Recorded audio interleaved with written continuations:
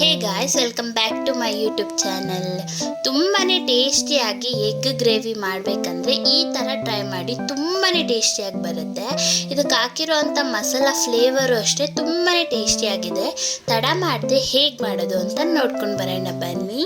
ಮೊದಲಿಗೆ ಒಂದು ಕುಕ್ಕರ್ನ ತಗೊಳ್ಳಿ. ಇದಕ್ಕೆ ನಾನು 6 ಮೊಟ್ಟೆಗಳನ್ನ ಹಾಕೊತಿದ್ದೀನಿ. ಹಾಗೆ ಒಂದು ಸ್ವಲ್ಪ ನೀರು ಹಾಕ್ಕೊಂಡು ಒಂದು 3ರಿಂದ 4 ವಿಸಿಲ್ ಕೂಗಿಸ್ಕೊಳ್ಳಿ. ಈಗ ಸ್ಟವ್ ಆನ್ ಮಾಡಿ ಒಂದು ಪಾತ್ರೆನ ಇಡಿ. ಇದಕ್ಕೆ 2 ಟೇಬಲ್ ಸ್ಪೂನ್ ಜೀರಿಗೆ, ಹಾಗೆ 5ರಿಂದ 6 ಬ್ಯಾಡಗೆ ಮೆಣಸಿನ್ಕಾಯಿ, 1 ಟೇಬಲ್ ಸ್ಪೂನ್ ಧನಿಯಾ ಕಾಳು, 15 ಮೆಣಸುಕಾಳು, 1 ಟೇಬಲ್ ಸ್ಪೂನ್ ಮೆಂತೆ ಕಾಳು, ಹಾಗೆ 2 ಚಕ್ಕೆ, 4 ಲವಂಗ, ಹಾಗೆ 1 ಟೇಬಲ್ ಸ್ಪೂನ್ ಉದ್ದಿನ ಕಾಳು, 1 ಟೇಬಲ್ ಸ್ಪೂನ್ ಕಡಲೆಬೇಳೆ.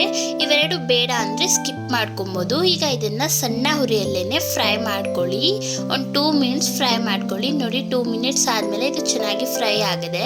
ಈಗ ಇದನ್ನು ಹಾರಕ್ಕೆ ಬಿಡಿ. ಈಗ ಒಂದು ಮಿಕ್ಸಿ ಜಾರ್ನ ತಗೊಂಡು ಇದು ಹಾರಿರುತ್ತಲ್ಲ ಇದನ್ನೆಲ್ಲ ಹಾಕ್ಕೊಂಡು ನುಣ್ಣಗೆ ಪುಡಿ ಮಾಡ್ಕೊಳ್ಳಿ. ನೀರೇನು ಹಾಕಕ್ಕೆ ಹೋಗಬೇಡಿ. ನೋಡಿ, ಈ ಥರ ನುಣ್ಣಗೆ ಪುಡಿ ಮಾಡ್ಕೊಂಡು ಬನ್ನಿ. ಮತ್ತೊಂದು ಮಿಕ್ಸಿ ಜಾರ್ನ ತಗೊಂಡು ಇದಕ್ಕೆ ಮೀಡಿಯಮ್ ಸೈಜ್ 4 ಈರುಳ್ಳಿ, ಹಾಗೆ ಮೀಡಿಯಮ್ ಸೈಜ್ 4 ಟೊಮೆಟೊನು ಹಾಕ್ಕೊಂಡು ಇದನ್ನು ಸಹ ನೀರು ಹಾಕ್ದಿರಂಗೆ ನುಣ್ಣಗೆ ರುಬ್ಕೊಂಡು ಬನ್ನಿ. ನೋಡಿ ಗೈಸ್, ಈ ಥರ ನುಣ್ಣಗೆ ಪೇಸ್ಟ್ ಥರ ಆಗಿರಲಿ. ಈಗ ಮೊಟ್ಟೆಗಳು ಸಹ ಚೆನ್ನಾಗಿ ಬೆಂದಿದೆ. ಅದ್ರ ಸಿಪ್ಪೆ ಎಲ್ಲನೂ ತೆಕ್ಕೊಂಡು ಈ ಥರ ಕಟ್ ಮಾಡ್ಕೊಳ್ಳಿ. ಸುತ್ತಲೂ ಈ ಥರ ಕಟ್ ಮಾಡಿಕೊಂಡ್ರೆ ಉಪ್ಪು ಖಾರ ಎಲ್ಲ ಮೊಟ್ಟೆ ಒಳಗಡೆ ಹಿಡಿಯುತ್ತೆ. ಆಗ ಟೇಸ್ಟ್ ತುಂಬಾ ಚೆನ್ನಾಗಿರುತ್ತೆ. ಈಗ ಒಂದು ಪಾತ್ರೆ ತಗೊಂಡು ಅದಕ್ಕೆ 2 ಟೇಬಲ್ ಸ್ಪೂನ್ ತುಪ್ಪನ ಹಾಕೊಳ್ಳಿ. ತುಪ್ಪ ಅಥವಾ ಎಣ್ಣೆ ಆದರೂ ಹಾಕೊಬೋದು. ಇದಕ್ಕೆ 1/4 ಟೇಬಲ್ ಸ್ಪೂನ್ ಉಪ್ಪು, 1/4 ಟೇಬಲ್ ಸ್ಪೂನ್ ಅರಿಶಿನ, ಹಾಗೆ 1/4 ಟೇಬಲ್ ಸ್ಪೂನ್ ಖಾರದ ಪೌಡರ್ನ ಹಾಕ್ಕೊಂಡು ಮೊಟ್ಟೆಗಳನ್ನ ಹಾಕ್ಕೊಂಡು ಫ್ರೈ ಮಾಡ್ಕೊಳ್ಳಿ.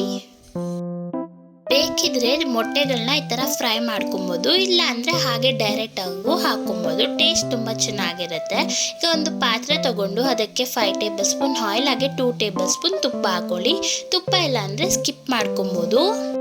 ತುಪ್ಪ ಕಾದಿದ ನಂತರ ನಾನು ತೋರಿಸ್ತಿರೋಂಥ ಪಲಾವ್ ಸಾಮಾನು ಹಾಕ್ಕೊಂಡು ಸ್ವಲ್ಪ ಹೊತ್ತು ಫ್ರೈ ಮಾಡ್ಕೊಳ್ಳಿ. ಹಾಗೆ ಮೀಡಿಯಮ್ ಸೈಜ್ 2 ಈರುಳ್ಳಿನೂ ಹಾಕ್ಕೊಂಡು ಲೈಟಾಗಿ ಫ್ರೈ ಮಾಡ್ಕೊಳ್ಳಿ. ನೋಡಿ ಗೈಸ್, ಈಗ ಈರುಳ್ಳಿನೂ ಸಹ ಚೆನ್ನಾಗಿ ಫ್ರೈ ಆಗಿದೆ.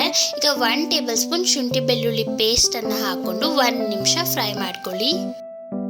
ಫ್ರೈ ಮಾಡಿದ್ದಾದ್ಮೇಲೆ ನಾವು ಆಗಲೇ ರುಬ್ಬಿಟ್ಕೊಂಡಿದ್ವಲ್ಲ ಈರುಳ್ಳಿ ಟೊಮೆಟೊನ, ಅದನ್ನು ಈಗ ಹಾಕ್ಕೊಂಡು ಹಸಿ ವಾಸನೆ ಹೋಗೋ ಹಾಗೆ ಫ್ರೈ ಮಾಡ್ಕೊಳ್ಳಿ. ಈಗ ನೋಡಿ ಗೈಸ್, ಹಸಿ ವಾಸನೆ ಎಲ್ಲ ಹೋಗಿದೆ, ಬಣ್ಣ ಸಹ ಚೇಂಜ್ ಆಗಿದೆ. ಈಗ ನಿಮಗೆ ಎಷ್ಟು ವಾಟರ್ ಬೇಕೋ ಅಷ್ಟು ವಾಟರ್ನ ಹಾಕ್ಕೊಂಡು ಕುದಿಸ್ಕೊಳ್ಳಿ. ಈಗ ಕುದಿ ಬರಬೇಕಾದ್ರೆ ನಾವು ಆಗಲೇ ರುಬ್ಬಿಟ್ಕೊಂಡಿದ್ವಲ್ಲ ಆ ಒಂದು ಪೌಡರ್ನ ಹಾಕ್ಕೊಂಡು ಮಿಕ್ಸ್ ಮಾಡ್ಕೊಳ್ಳಿ.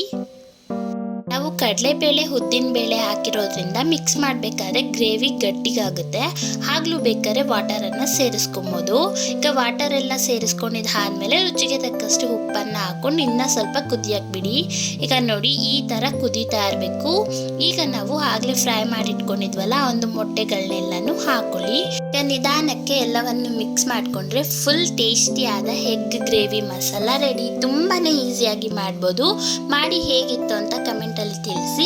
ಹಾಗೆ ನಮ್ಮ ಚಾನೆಲ್ನ ಯಾರೆಲ್ಲ ಹೊಸದಾಗಿ ನೋಡ್ತಿದ್ದೀರೋ ಪ್ಲೀಸ್ ಸಬ್ಸ್ಕ್ರೈಬ್ ಮಾಡ್ಕೊಳ್ಳಿ, ನಮಗೂ ಸಹ ಸಪೋರ್ಟ್ ಮಾಡಿ.